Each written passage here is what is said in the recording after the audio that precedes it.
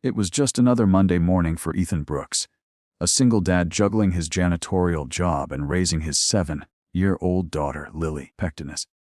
As he waited in line at his usual coffee spot, he noticed a woman in military fatigues ahead of him at the counter. She tried to pay for her order, black coffee and a protein bar, but her card kept getting declined.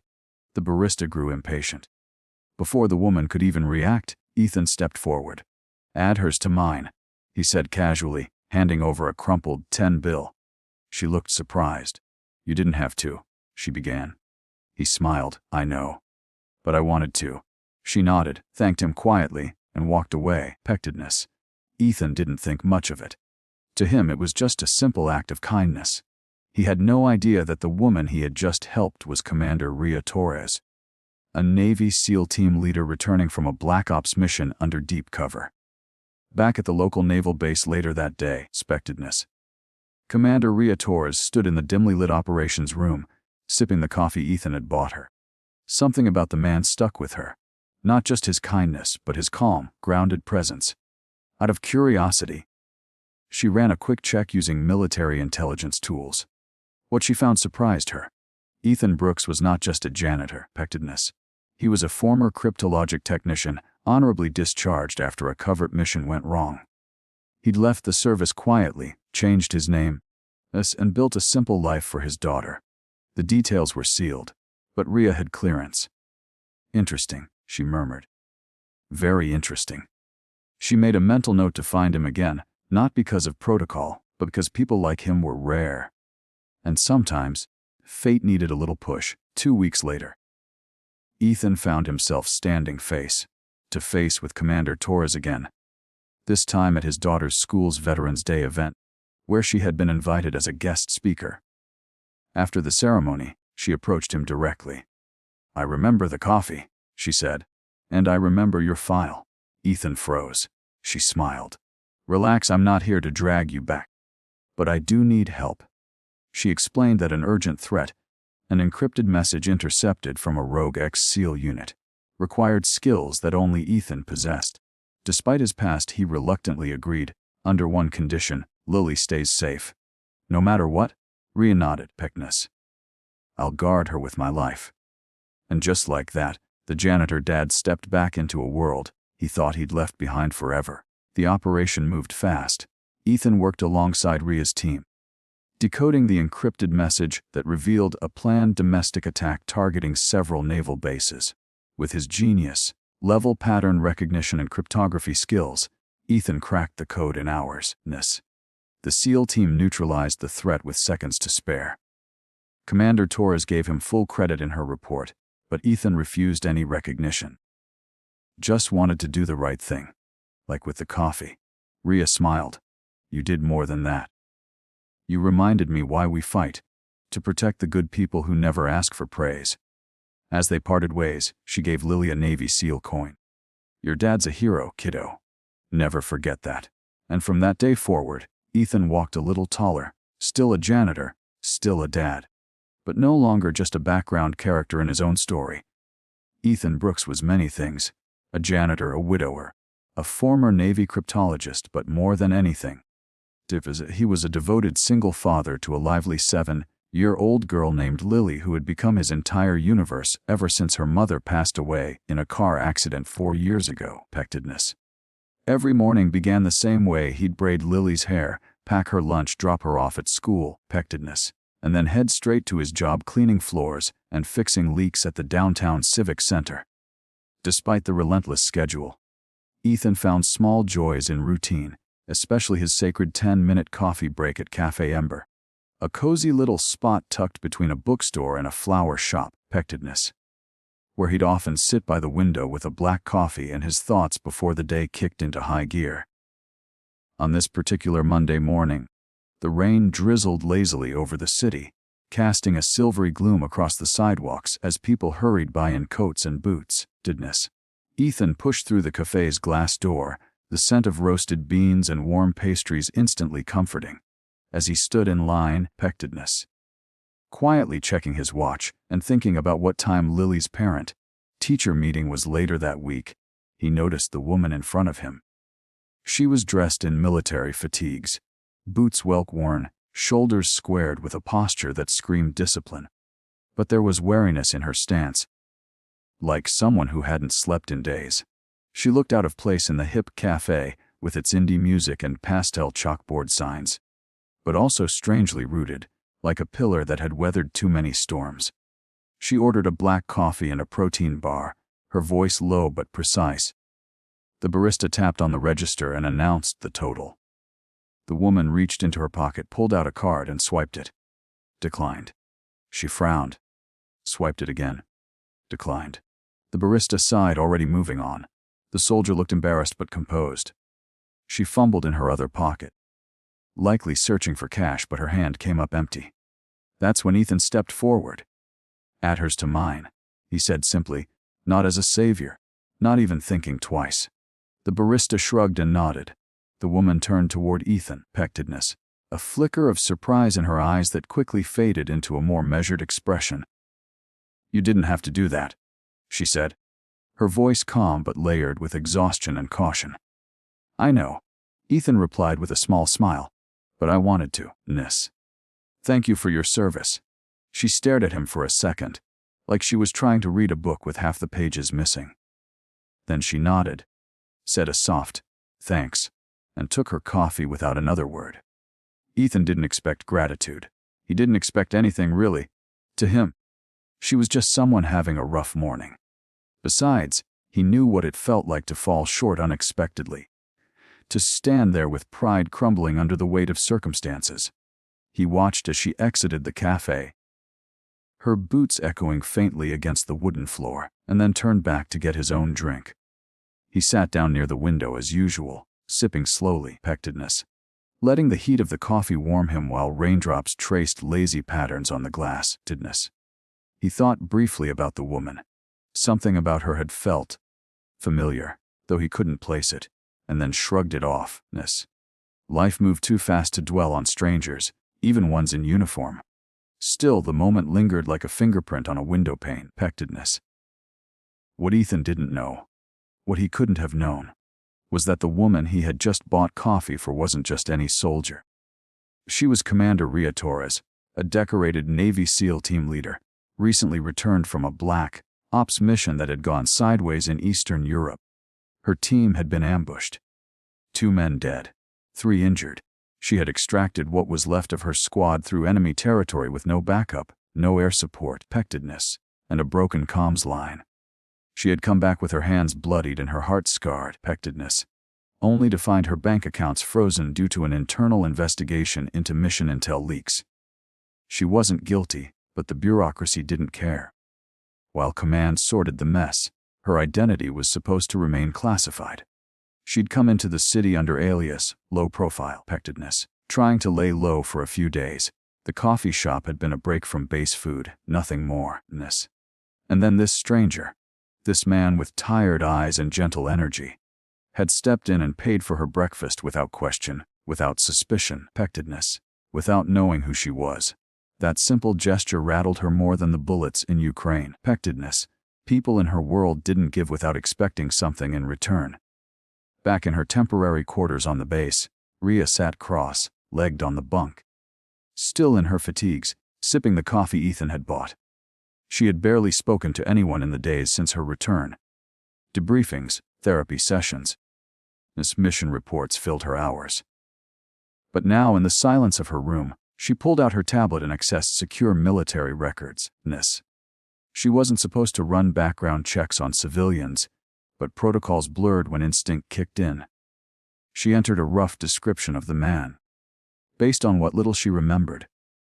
Brown work jacket, Civic Center logo, name tag with Brooks. It didn't take long to find him.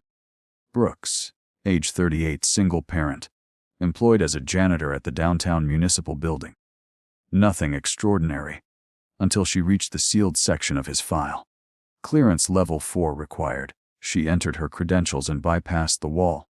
Her eyes narrowed as she scrolled. Former Navy, cryptologic technician interpretive. Stationed in the Gulf, served 7 years. Then disappeared from service after a mission known only by its code name, Shadow Echo. Highly classified. Debrief notes suggested he was part of a covert digital infiltration against an Iranian cyber intelligence unit. Mission compromised. Casualties on both sides. Ethan had saved critical U.S. intelligence, but refused commendation and quietly retired after the mission, changing his name and requesting total anonymity. Commander Torres leaned back in stunned silence. The janitor who bought her coffee had once decoded enemy plans under pressure that would cripple a nation. She felt something shift inside her. Respect. Curiosity, maybe even guilt. She had judged him for his simplicity, but perhaps that simplicity was earned, not accidental. Some warriors wore armor. Others hid their swords in mop buckets. She took another sip of the coffee and smiled faintly. Life was full of strange loops. Maybe this one wasn't over yet. Outside, the rain intensified. Across town, Ethan walked Lily home from school, her tiny hand in his, her pink backpack bouncing with every step. She babbled about dinosaurs and recess, and how Mrs. Fenwick said she might be class helper next week. Pectedness. Ethan listened with a smile, nodding, his thoughts occasionally drifting back to the soldier with the sharp eyes and tired smile. He never expected to see her again. But the universe, as always, had other plans. Tidness. The morning sun filtered through the blinds of Commander Rhea Torres' temporary base quarters, casting long golden lines across the steel-gray walls and sterile desk. She hadn't slept much. Pectedness. The face of the man who had bought her coffee the previous day kept flashing through her mind. Not because of the gesture, though that had certainly caught her off guard, but because of what she'd found afterward. Ethan Marcus Brooks, ex-Navy, cryptologic technician, disappeared off the grid after a mission known only to a few at the highest levels of military intelligence. Shadow Echo. Even the name sounded ominous. Pectedness. She'd read enough in his file to know he'd walked away from the service, not because of cowardice or disgrace, but because of sacrifice. Pectedness. It said a lot when someone with top-level clearance and a brain wired like a human algorithm chose fatherhood and floor polish over power and prestige. She saw something in Ethan that most missed: a quiet warrior, the kind who didn't need medals or parades. She'd met men like that before, maybe one or two in her entire career. They were ghosts in the system, and ghosts always had their reasons. At the same time across town, Ethan was running late for his afternoon shift. Tidness. He'd volunteered to pick Lily up from school again after she forgot her lunch, and by the time he dropped her back off at the daycare near his job and jogged to the civic center, his boss, Mr. Levins, Pectedness, gave him a familiar frown but let him slide with a grunt. Ethan didn't mind. He worked hard, did more than his share, and stayed out of everyone's way.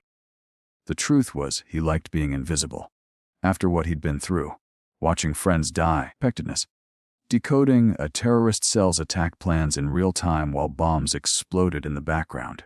He didn't crave attention, he craved normal, expectedness. And nothing was more normal than scrubbing bathrooms while your daughter waited for you with finger paintings and questions about clouds. But that day, something tugged at the edge of his awareness. A feeling like eyes were watching, not hostile, but focused. Measured, he dismissed it, but the chill in his spine stayed with him.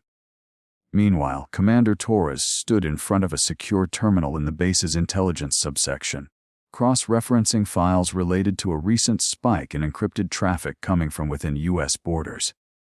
Something unusual, almost poetic in its symmetry. Tidness. The pattern resembled language structures used during the Shadow Echo mission. That's what made her uneasy. Pectedness. The codes weren't random. They were evolved versions of the ciphers used by the Iranian black cell her team had dismantled with Ethan's help, long before he vanished into civilian life. Pectedness. Whoever was behind this new digital chatter had studied the past and was modifying it with a sophistication only someone like Ethan could recognize or stop. Tidness.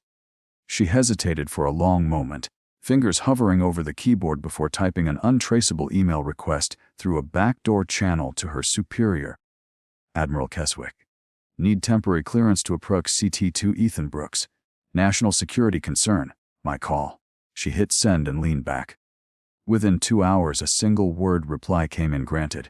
Later that evening, Ethan sat on the floor of his modest 2 bedroom apartment helping Lily build a Lego dinosaur when a knock echoed sharply from the front door. He frowned. Glanced at the clock. It was nearly 8 p.m. He wasn't expecting anyone. He rose cautiously and peered through the peephole. The sight made his stomach twist. Standing outside was the soldier from the coffee shop. Rhea, same rigid stance, same unspoken tension in her jaw. But this time, she wasn't carrying a coffee cup, just purpose. Ethan opened the door halfway. "Can I help you?" he asked, tone neutral. She nodded once. "I need to talk, alone." He looked back at Lily, who was humming softly while rearranging plastic bricks into what looked like a rainbow tank. "Wait here," he told her gently and stepped outside, closing the door behind him. They stood in the hallway for a moment in silence before Rhea spoke. "You don't remember me, do you?"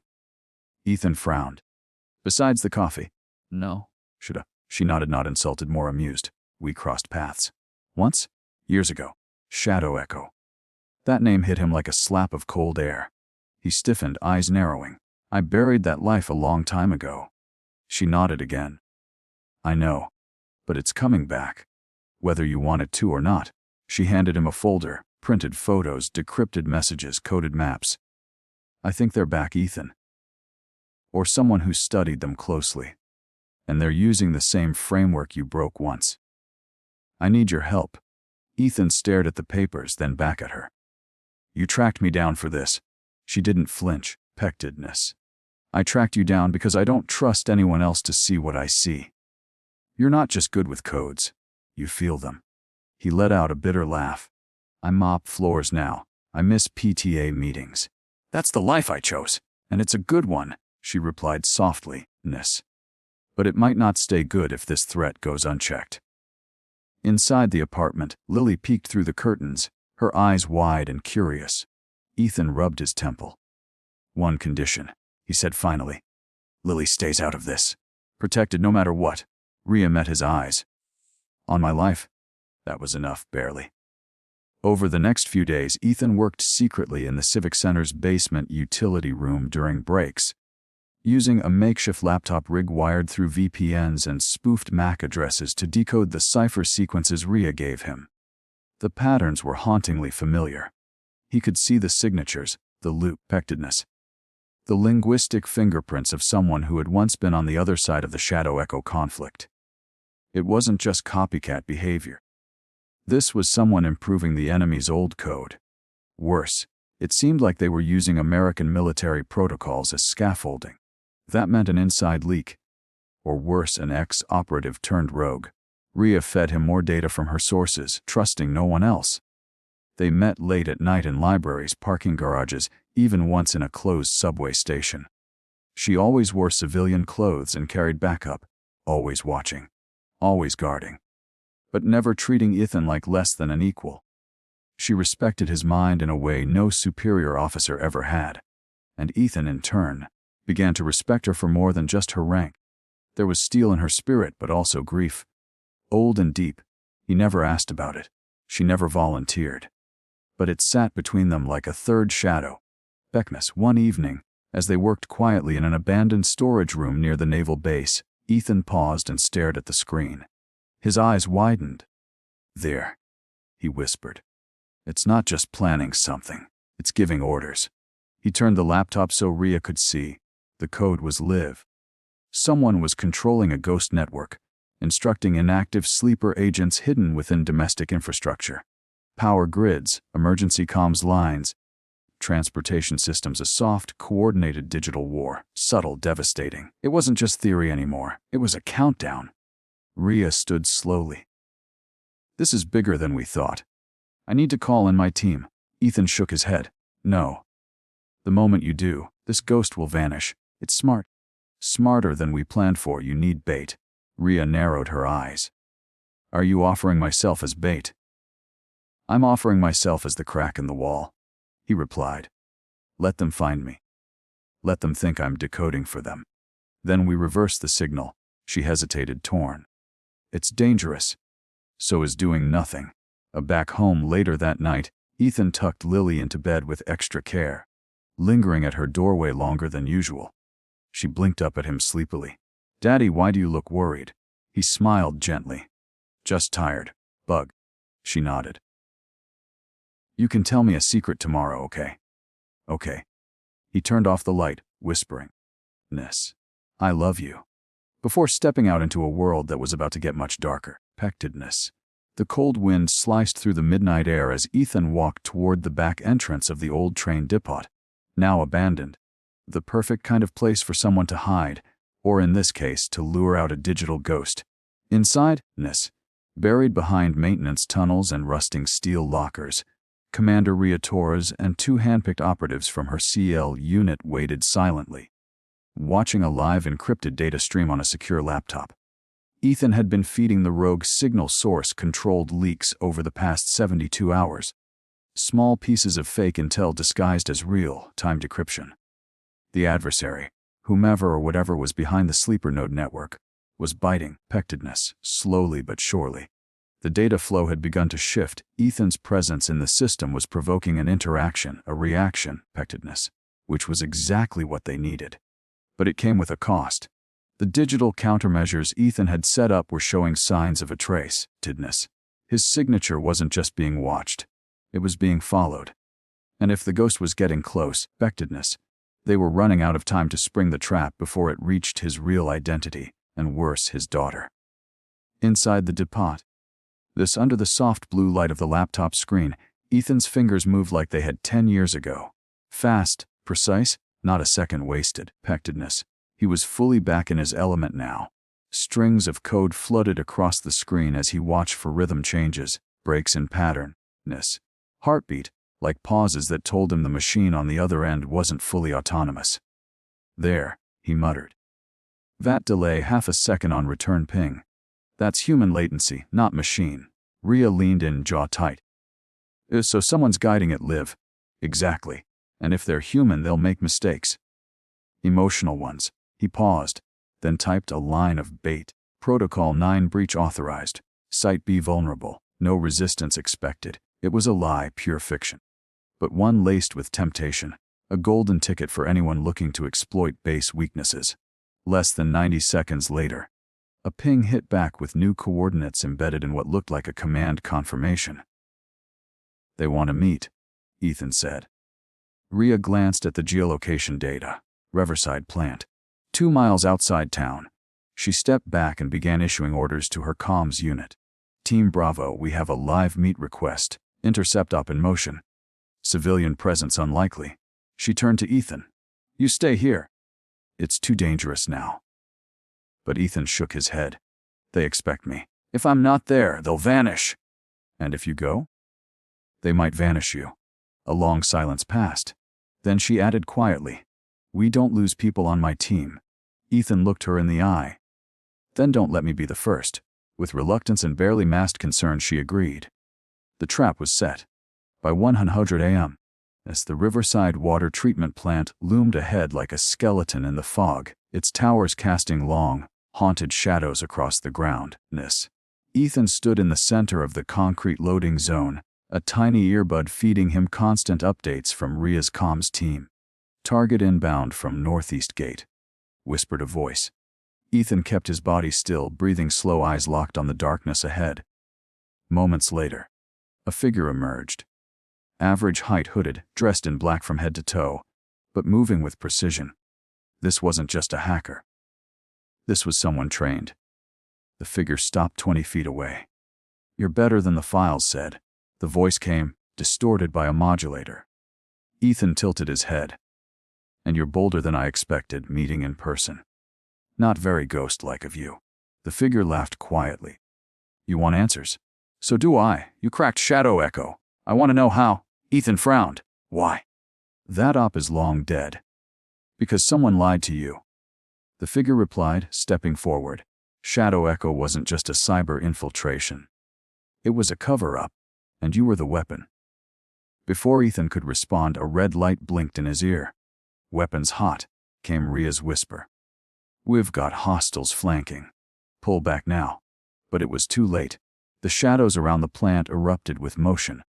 Multiple armed figures appeared from the dark, 4, 5, maybe 6. Ethan raised his hands slowly, playing for time. Just a janitor, he said evenly. Wrong, the hooded figure replied. You're the architect. Suddenly, shots cracked through the air, sharp, precise, controlled. Rhea's SEAL unit had opened fire from the ridge above. Chaos exploded. The hooded figure bolted, disappearing into the maze of steel piping. Ethan dove behind a concrete barrier as Rhea herself sprinted across the field. Move!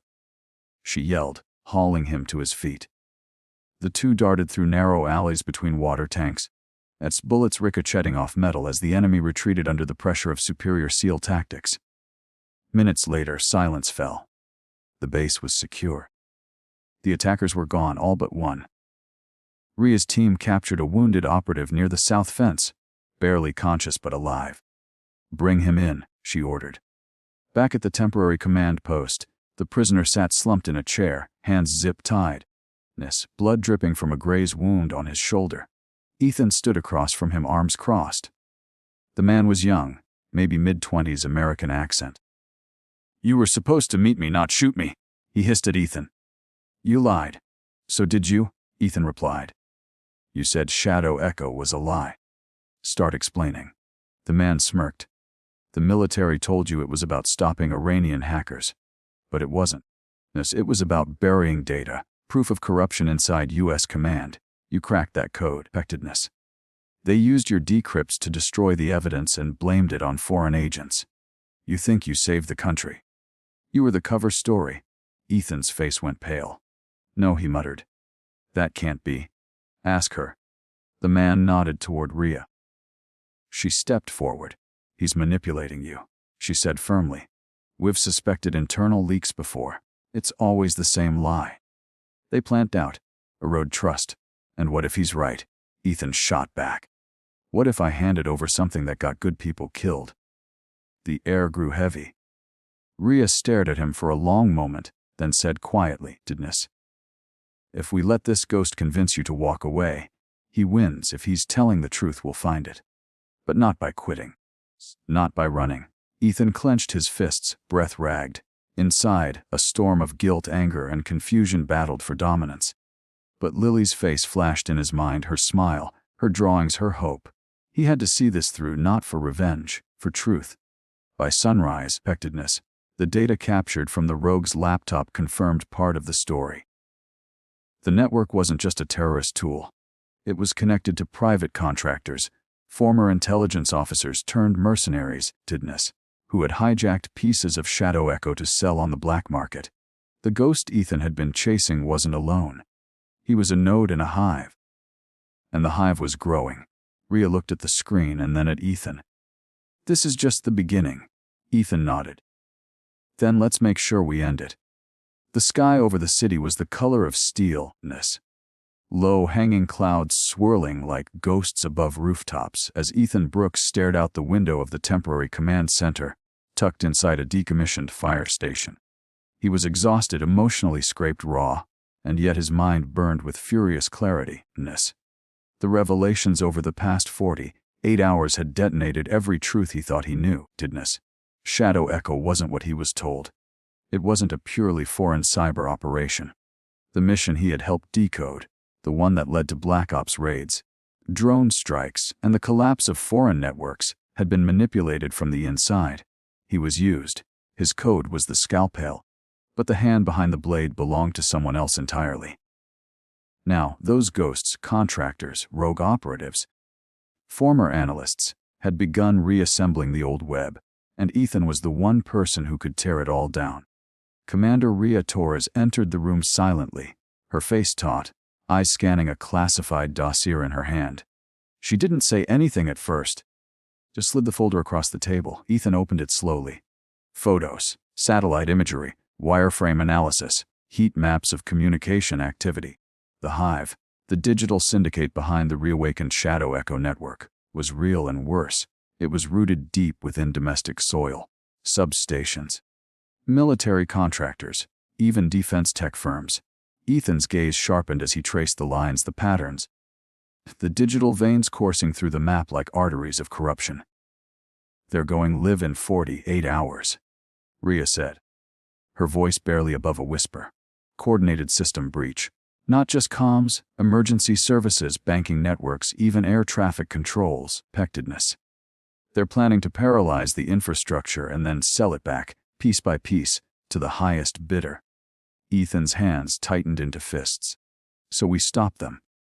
But stopping them would require more than just code. It required infiltration.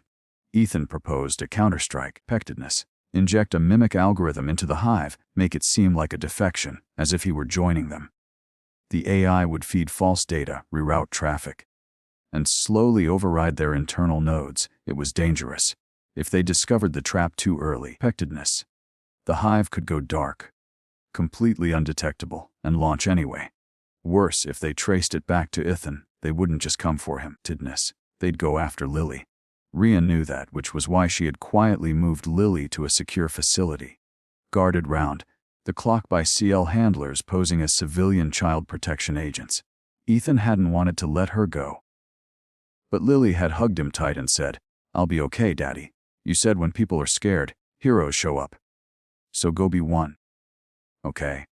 He hadn't cried when he buried comrades. He hadn't cried when he walked away from his military career. But he'd cried in that hallway, just after she disappeared around the corner with her stuffed dinosaur and a brave smile. Now, there was no more time for fear, only precision. The plan was launched in 3 stages. Stage 1, code engagement. Ethan used an old access protocol buried deep in the digital bones of the Shadow Echo framework, pectedness. Something only a top-tier cryptologist like himself could activate without setting off alarms. He initiated contact using a signature that matched his old Navy comms ID, one that should have been destroyed. The hive responded almost instantly. Intrigued, Ethan had anticipated that. He offered them leverage mock decryption keys to U.S. cyber vaults and proof of access to live infrastructure data, all laced with his own AI algorithms that watched every move the hive made. Stage 2, digital infiltration, pectedness. While the hive pulled his data into their network, Rhea's SEAL tech team worked silently in the background, riding the wave of packets to map the hive's origin servers, encryption behavior, and operational command points. Ethan was guiding them from inside, like threading a needle from a mile away. One wrong move, and the entire system would collapse into silent anonymity. But Ethan didn't flinch. He understood code like most people understood language. It wasn't about ones and zeros. It was rhythm, cadence, breath, and he could hear it clearly now. The flaw in the hive's structure. A mirrored buffer in their replication protocol, goodness. If he could overload it at the right moment, it would collapse their exfiltration channels. Stage 3, sabotage. But it had to be done at the source. The source, as it turned out, wasn't across the world or buried beneath a bunker. It was local, an innocuous-looking data farm 30 miles outside town, owned by a private security contractor with shell ties to the Defense Department. Ethan and Rhea prepared for the final assault, pectedness. Rhea's team would breach the facility physically. Ethan would plug into the core server and execute the collapse. As the convoy moved under cover of darkness, Rhea turned to Ethan in the Humvee. "You sure about this?" she asked. "They'll try to kill you the second you walk in." He looked at her calm. "They've already tried. And I'm still here." She smirked. "You're not bad for a janitor. You're not bad for someone whose card got declined." They shared a brief laugh. A thread of levity in a sea of intensity. Then they arrived. The raid was surgical. SEALs swept through the compound with night vision precision, disabling guards and clearing rooms in coordinated silence. Ethan was escorted to the main server room, petness, where the air buzzed with the faint hum of thousands of machines. He sat before the terminal, logged into the honeypot system, and activated the AI virus. The mimic bloomed across the screen like digital wildfire. But then, everything changed. Alarms blared. The hive had detected the false signatures. Code began surging in like a tidal wave. "They're trying to overwrite the override," Ethan barked. "They're rewriting my AI in real time. Can you stop it?" Rhea's voice crackled over comms. "No," he said. "But I can crash the system." He pulled a flash drive from his pocket. A last resort, a digital grenade, pectedness. It would burn out the local core and corrupt the entire command relay. but it required manual engagement. If I run this, I won't be able to disconnect. They'll know where I am. Then I'm coming in, Rhea said. Ethan replied. Get the team out. Clear. Ethan. Tell Lily. Tell her I never wanted her to see war. That's why I hid. Rhea's voice broke. She'll know. She already knows you're brave. Ethan smiled. Then he plugged the flash drive in. The system screamed, lights flickered, hard drives sparked. But before the full collapse triggered, a figure stepped into the room, hooded, armed. The same ghost operative from the Riverside plant. You're smarter than I thought, he said, weapon raised. And you're more desperate than I expected, Ethan replied, not moving. You could have walked away. We would have paid you. You already did, Ethan said. With lies. The man aimed. Then die for your truth. A shot rang out, but it wasn't from him. Rhea stepped through the far door, weapon smoking. The man dropped instantly. Ethan looked at her, stunned. You weren't supposed to come in. She knelt beside him. Well, I'm not great at following orders. Ask my suos. Together they yanked the drive, yanked the core, and sprinted as sparks turned to fire. The building imploded in a burst of servers, flames, and electric death, and just like that, the hive was gone. 3 days later, Ethan stood outside a quiet school in a quiet neighborhood, watching as Lily ran across the lawn toward him. She jumped into his arms, her backpack bouncing, her face full of joy. You're back, she shouted. I told them you were just on a secret mission. He laughed, hugging her tightly. You were right, Bug, and it's over now. Across the street, Rhea leaned against a parked SUV, sunglasses hiding tired but content eyes. Ethan walked over, Lily holding his hand. So what now? He asked. Rhea smiled. I file a report, disappear for a while, and pretend I never met a janitor who cracked a global digital war network. He nodded. And I go back to school lunches and PTA nights. Until next time, she said. Let's hope there isn't one. As they parted, Lily looked up at her dad. Was she a hero? Ethan paused. She still is. Lily grinned. You too, Daddy. I saw it in the news. Even if they didn't say your name. He looked at her, overwhelmed by a quiet sense of peace. Some heroes don't need their names in the news. He picked her up, spun her once, and walked home. Behind him, the world turned slowly, safe again for now.